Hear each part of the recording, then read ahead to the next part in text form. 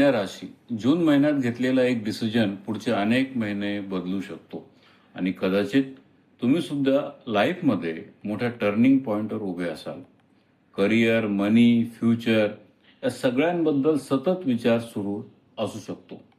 पण जूनमध्ये, विशेषतः मिड जून नंतर अचानक क्लॅरिटी यायला सुरू होते. पण इथेच एक हिडन डेंजर आहे, ओव्हर थिंकिंग. कारण जास्त अनालिसिस काही वेळा अपॉर्च्युनिटीज डिले करू शकतो. म्हणून आज आपण एक्झॅक्टली 5 गोष्टी समजून घेणार आहोत.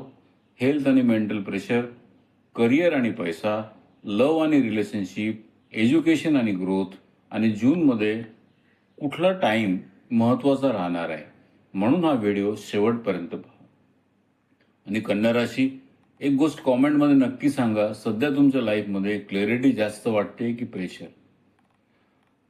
याचं कारण असं आहे की गुरु आणि बुध यांचा पॉवरफुल असा ग्रहयोग तयार झालेला आहे. तुमच्या डिसिजन मेकिंग आणि फ्युचर डायरेक्शनमध्ये हा जो ग्रहयोग तयार झालेला आहे हा मोठा प्रभाव टाकत आहे.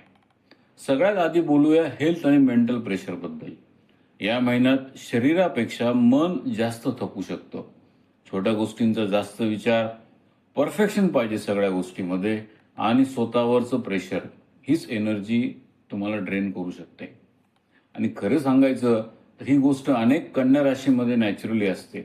पण जूनमध्ये हळूहळू मेंटल क्लॅरिटी वाढू शकते.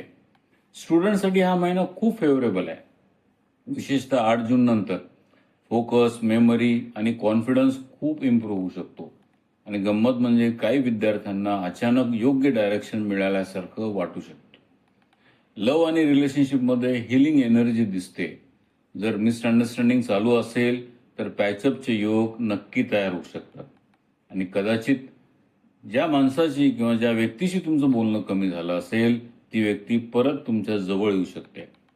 पण एक गोष्ट लक्षात ठेवा, इमोशन्समध्ये जाऊ नका आणि इमोशन्सचा जास्त अनालिसिस करू नका. कारण काही वेळेला ओव्हर थिंकिंग रिलेशनशिपमध्ये डिस्टन्स वाढवते.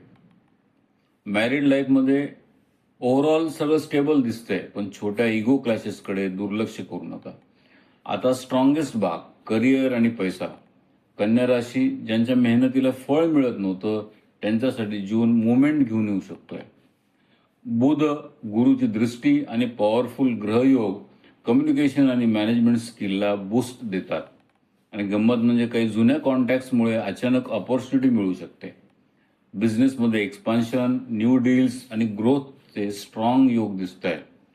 पण तोच प्रॉब्लेम आहे, ओव्हर थिंकिंगमुळे अपॉर्च्युनिटीज मिस होऊ देऊ नका. कन्या राशी, जून 2026 तुम्हाला एक गोष्ट शिकवणार आहे. सगळं परफेक्ट असणं गरजेचं नाहीये, पण योग्य वेळेला योग्य डिसिजन घेणं हे जास्त महत्वाचं असतं. दिवसभरात अनुभव आला तर या भविष्याची आठवण ठेवा आणि कॉमेंटमध्ये नक्की सांगा. अमोक चॅनलला सबस्क्राईब करायला विसरू नका.